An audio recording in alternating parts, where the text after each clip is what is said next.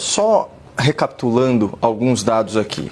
90% do mercado reprova o governo Lula e 100% do mercado está pouco ou nada satisfeito com o pacote fiscal anunciado pelo ministro Tachad. O apelido pegou.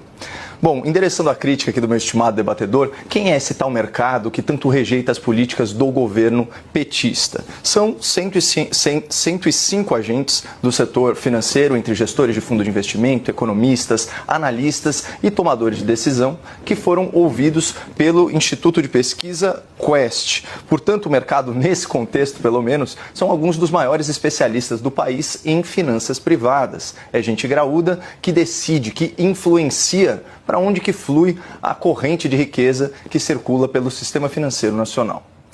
Será que eles têm algum viés contra o lulopetismo? Muito pelo contrário. A Faria Lima foi cúmplice da volta do PT à cena do crime.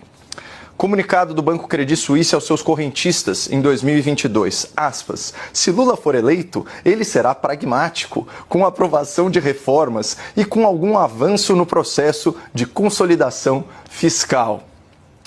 Na mosca, hein? Lula recebeu um país superavitário e entregou já em 2023 o segundo pior déficit da história, 230 bilhões de reais no vermelho. De lá para cá, Lula aboliu o teto de gastos, deixou as estatais deficitárias, aumentou a relação dívida-PIB, afugentou bilhões de dólares em investimentos estrangeiros e está perdendo o controle sobre a inflação.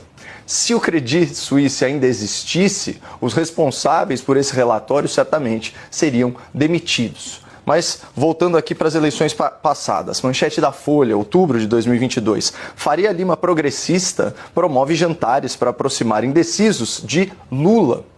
Até mesmo acionistas de grandes instituições entraram no ringue do lado vermelho. A senhora Neca Setúbal, herdeira do Itaú, uma fortuna aí calculada em quase 2 bilhões de reais, fez campanha para Lula e Haddad, o que, aliás, se provou ser um excelente investimento. Portal G1. Junho de 2024. Lucro dos bancos bate recorde histórico e soma 144 bilhões em 2023, aponta Banco Central. E uma última manchete aqui de 2022, dessa vez da revista Veja. Um dos maiores investidores do país compara Bolsonaro a Dilma e poupa Lula. O senhor Luiz Stuhlberger, que é um reconhecido gestor de fundos, definiu a escolha de 2022 da seguinte forma: usando uma linguagem das ruas, é um psicopata contra um incompetente bem-intencionado. E sobre o Lula da Silva, esse tal, aspas, incompetente bem-intencionado, ele fez a seguinte previsão: não acho que um Lula revanchista, ou um Lula sindicalista, ou um Lula de esquerda vão predominar. Então, alguém, por favor, dá o troféu Credit Suisse para o senhor Stuhlberger.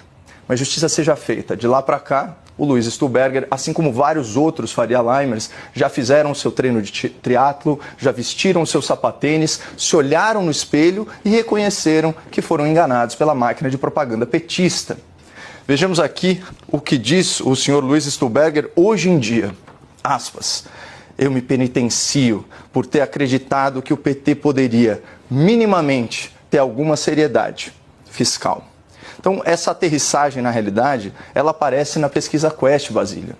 Em julho de 2023, 56% do mercado avaliava o governo Lula como regular ou bom. Agora, só 3% aprovam o governo, 7% o classificam como regular e os outros 90%, como nós vimos, reprovam as políticas fiscais e econômicas de Lula e Haddad. Ou seja, a rejeição do mercado ao governo Lula não é de viés ideológico, como propôs o meu estimado debatedor. É uma rejeição técnica, é uma reação a medidas que estão endividando o país, endividando as estatais, endividando as famílias brasileiras e comprometendo o futuro da nossa economia. E desculpa me estender, mas para fechar, Basília, sabe quais são os dados aqui que mais me preocupam nessa pesquisa?